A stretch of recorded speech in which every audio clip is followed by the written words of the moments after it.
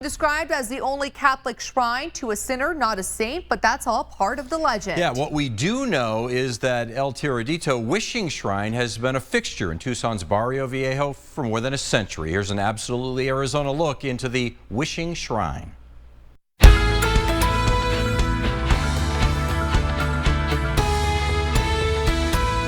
There's so many different versions of this story. It's the story behind the El Tiradito Wishing Shrine located in Tucson's Barrio Viejo, south of downtown. The one that I know and the one that I grew up with is the most salacious version. Janie Adams is the History Engagement Manager for the Arizona Historical Society. She says there are more than 20 versions of how this shrine came to be. Most versions are set in the 1870s and focus on a man named Juan Olivares. He was an 18-year-old, recently married to a Mexican sheep rancher's daughter. Falls in love with his mother-in-law and is busted having relations with her. And his father-in-law loses his temper and kills him over it. And because of the circumstances of his death, he can't be buried on consecrated ground. And so he's kind of buried where he falls.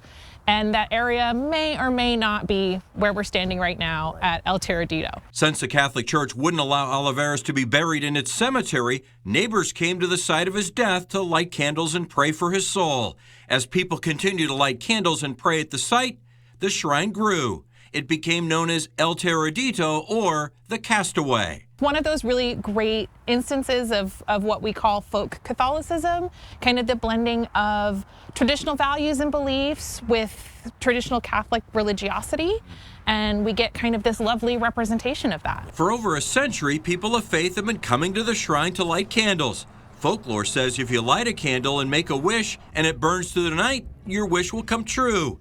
The Wishing Shrine is such an important part of Barrio Viejo, it was added to the National Registry of Historic Places in 1971.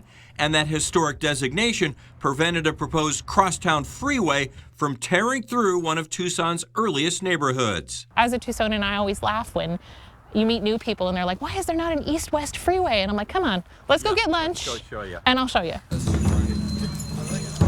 El Tiradito takes on a special meaning during Tucson's Dia de los Muertos, or Day of the Dead, celebration. It was a tradition in my family where we'd park in this area, and when you're walking back to your car, you kind of make the stop here to do your last prayer, your last kind of well wish for your ancestor before you went home for the night. If you visit, you'll see lit candles as well as rolled up notes placed in holes in the weathered adobe wall. After nearly 150 years, the El Tiradito Wishing Shrine remains an important part of Tucson's culture. A meeting place for people who are lost, people who are grieving, people who are searching for answers. I think that will continue. A shrine to a sinner, not a saint, or just a place to reflect on those we've lost.